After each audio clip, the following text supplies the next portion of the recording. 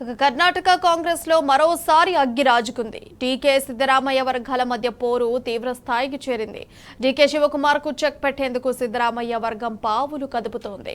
PCC అధ్యక్ష పదవి వదులుకోవాలని ఒత్తిడి చేస్తోంది. దీనికి కౌంటర్ గా శివకుమార్ వర్గం కూడా స్కెచ్ వేస్తోంది.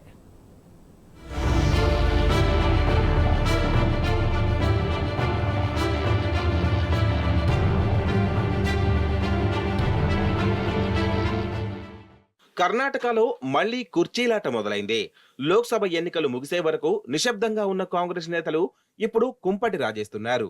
ఉప ముఖ్యమంత్రి డీకే శివకుమార్ కు చెక్ పెట్టేందుకు సిద్ధరామయ్య వర్గం మరో ముగ్గురిని ఉప ముఖ్యమంత్రులుగా నియమించాలనే డిమాండ్ను తెరపైకి తెచ్చింది. మరోవైపు సిద్ధరామయ్య ఇక ముఖ్యమంత్రి కుర్చీ నుంచి దిగిపోయి శివకుమార్ కు అప్పగించాలని ఆయన వర్గం కొత్త రాగం అందుకుంది. దీంతో కర్ణాటక కాంగ్రెస్ రెండు వర్గాలుగా చీలిపోయింది.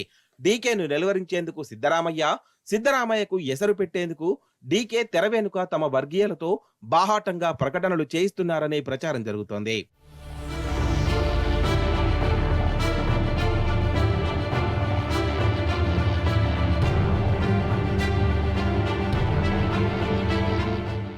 ప్రస్తుతం కర్ణాటకలో డీకే శివకుమార్ మాత్రమే ఉప ముఖ్యమంత్రిగా ఉన్నారు. ఇప్పుడు ఆయనతో పాటు లింగాయత్, ఎస్సీ, ఎస్టీ, మైనారిటీ వర్గాల నుంచి ఒక్కొక్కరి చొప్పున మరో ముగ్గురిని డిప్యూటీ సీఎంలుగా నియమించాలని మంత్రి కేఎన్ రాజన్న డిమాండ్ చేశారు. కాంగ్రెస్ లో ఒకరికి ఒకే పోస్టు ఇవ్వాలనే పద్ధతి ఉందని, ఈ పద్ధతిని పాటించి డీకే శివకుమార్ తన పీసీసీ అధ్యక్ష పదవిని వదులుకోవాలని సైతం రాజన్న అన్నారు.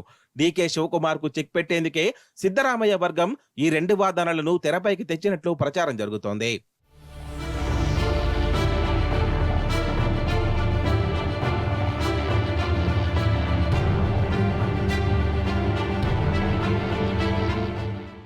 డీకే శివకుమార్ కు వ్యతిరేకంగా సిద్ధరామయ్య వర్గం పావులు కదుపుతుండటంతో డీకే వర్గం కూడా అప్రమత్తమైంది.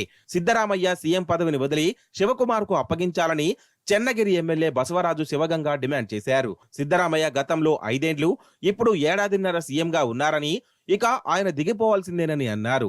మరో ముగ్గురు డిప్యూటీ సీఎంలను నియమించాలనే వాదనను కూడా డీకే వర్గం తప్పుపడుతోంది. డిప్యూటీ సీఎం పదవి ఖాళీ లేదని మంత్రి చలవరాయస్వామి సిద్ధరామయ్య వర్గానికి కౌంటర్ ఇచ్చారు.